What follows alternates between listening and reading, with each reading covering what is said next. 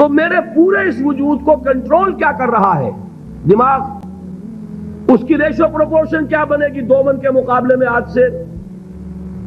اسی طریقے پر آپ سمجھیے کہ انسانی معاشرے میں وہ برین ٹرسٹ جو ہے، انٹلیکچوئل مائنورٹی ہوتی بہت کم ہے لیکن بڑی اہم ہوتی ہے.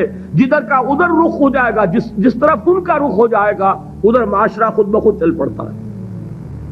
یہ جو انٹلیکچوئل مائنورٹی ہے یہ واعظ سے کسی بات کو نہیں مانتی، واعظ سننے کو تیار نہیں. اس کا تقاضا کیا ہوتا ہے؟ عقل سے بات کرو، دلیل لاؤ، دلیل سے مانو، دلیل سے منواؤ، ہے کہ نہیں؟ بلکہ میں نے آپ کو بتایا تھا کہیں واعظ ہو رہا ہو تو وہ مسکراتے رہتے ہیں، اول تو آئیں گے نہیں. کہیں پھنس گئے مجبوری کو تو زیر لب مسکراتے رہیں گے کہ یہ واعظ فرما رہے ہیں. بھائی کوئی عقل سے بات کرو، کوئی دلیل سے بات کرو. اب یہ کہہ دینا تو آسان ہے، فرائیڈ کا نظریہ بڑا گمراہ ہے، بہت غلط ہے. بھائی دلیل سے ثابت بھی کرو. یہ کہنا آسان ہے مارکس کا نظریہ کفر ہے، لیکن کچھ ثابت تو کرو اس میں کیا خرابی ہے. یہ ہے اصل میں جو سب سے ٹاپ کے لیول کی تبلیغ ہے، وہ یہ ہے دلیل سے، برہان سے، غلط نظریات کا عقلی دلائل سے ابطال. یہ بات یوں غلط ہے، یہ نظریہ باطل ہے، یہ تصور صحیح نہیں ہے، دلیل سے ثابت کیا جائے. یہ ہے کس کے لیے؟ انٹلیکچوئل مائنورٹی کے لیے. اس کو کہا ادعو الی سبیل ربک بالحکمت، وزڈم کے ساتھ، دانائی کے ساتھ، عقلی دلائل کے ساتھ، براہین کے ساتھ اللہ کے راستے کی طرف بلاؤ. دوسرا لیول کیا ہے عوام الناس کا؟ وہ لیول ہے عام لوگ، ان کے ذہنوں میں کوئی خناس نہیں، کوئی غلط نظریہ نہیں. انہوں نے تو جیسے آپ کہتے ہیں کلین سلیٹس ہیں، اس کے اوپر آپ جو چاہیں لکھ دیں. اور اگر کسی سلیٹ پر پہلے سے لکھا ہوا ہے تو پہلے اسے صاف کرنا پڑتا ہے تب لکھیں گے.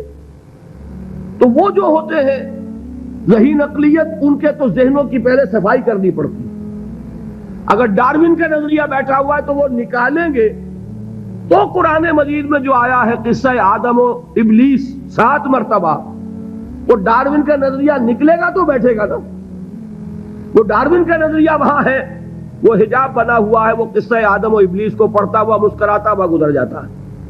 کیا بچگانہ باتیں ہو رہی، معاذ اللہ ثم معاذ اللہ ثم معاذ اللہ، اس کے ذہن میں بیٹھا ہوا ڈارون کا فلسفہ.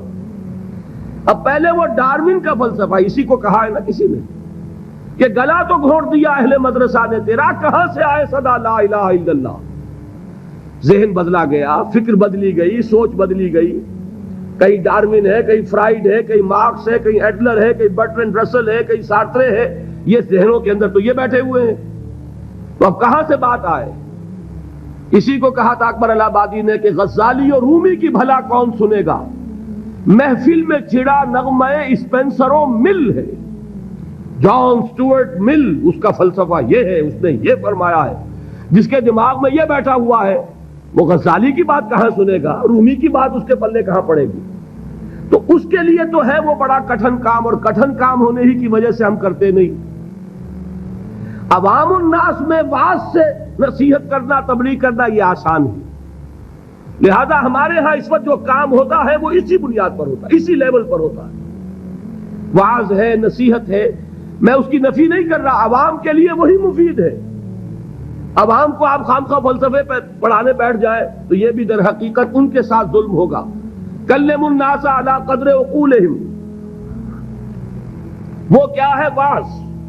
اور واعظ جو ہے وہ کوئی گالی نہیں ہے، واعظ بہت ہی مفید شے، بشرطے کہ دماغ میں کوئی خناس نہ ہو، فطور نہ ہو، کوئی غلط نظریے بیٹھے ہوئے نہ ہو. تو از دل خیزت بر دل ریزت، دل سے بات نکلے گی اور دل میں جا لگے گی. صرف یہ ہے کہ عوام الناس ایک بات کے بارے میں جان لیجئے، بڑے حساس ہوتے ہیں. یہ تو چونکہ در حقیقت کوئی عقلی علمی بات نہیں ہوتی، یہ احساس ہوتا ہے. اگر آدمی یہ محسوس کرے کہ یہ شخص اپنی دھوس جمانا چاہ رہا ہے، یہ میرے اوپر اپنے علم کا روب جھاڑنا چاہتا ہے، تو آپ کی بات کا اثر نہیں ہوگا.